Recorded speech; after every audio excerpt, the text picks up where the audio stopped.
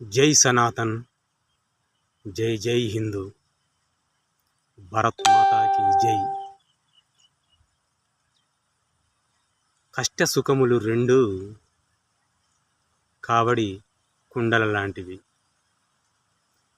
ప్రతి మనిషి కష్టాన్ని కాకుండా ప్రతి ఒక్కరూ సుఖాన్నే కోరుకోవడం జరుగుతుంది. ఈ శరీరానికి సుఖం అలవాటు పడి సుఖాన్ని కోరుకుంటాడు. ఆస్తి, అంతస్తు, ఐశ్వర్యం, భోగభాగ్యాలు, సిరి సంపదలు, అష్టైశ్వర్యాలు తులతూగుతూ ఉండాలి. నలుగురిలో గొప్పగా ఎన్నో అధర్మ పనులు చేస్తూ, పాపపు పనులు చేస్తూ, నీచమైన పనులు చేస్తూ కూడా డబ్బుకే ఎక్కువ విలువనిస్తూ తాను ఒక ధనవంతుడిలాగా మారిపోతాడు. మరి కష్టం వచ్చేసరికి తాను విలవిలలాడిపోతాడు. అసలు మానవ జన్మకు కష్టం ద్వారానే అనుభవం వస్తుంది. ఈ అనుభవం ద్వారానే జ్ఞాని అవుతాడు.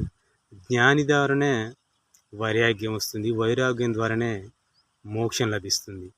మరి ఎంతోమంది ఈ భారతదేశంలో అవతార పురుషులు అవతరించి ఎన్నో కష్ట నష్టాలకు గురయ్యి చివరికి జీవన్ముక్తిని పొందిండ్రు. కష్టానికి వచ్చేసరికి భరించలేడు. మరి నీకు జీవన్ముక్తి కావాలా? ఎలా దొరుకుతుంది నీకు జీవన్ముక్తి? దొరకదు కదా. ఒక్కరోజైనా రామ రామ, కృష్ణ కృష్ణ, ఓం నమ శివాయ, నారాయణ నీ నోటి వెంట ఆ పదాలు, ఆ భగవన్నామ స్మరణ ఏనాడు లేకపాయే. ప్రతినిత్యము కూడా పరుల శుద్ధి తీస్తూ, పరాలోచన చేస్తూ, ప్రతినిత్యం నీ ఆలోచనలే అవధులు లేని ఆలోచనలు,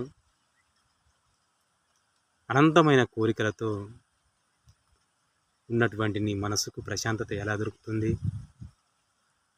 మళ్ళీ ఈ జీవితంలో సుఖం కావాలి, ఆత్మశాంతి కావాలి, మనశ్శాంతి కావాలి, బ్రతికున్నంతగానో మనశ్శాంతి కావాలని కోరుకుంటాడు. సచ్చిన తర్వాత ఆత్మశాంతి లేదు.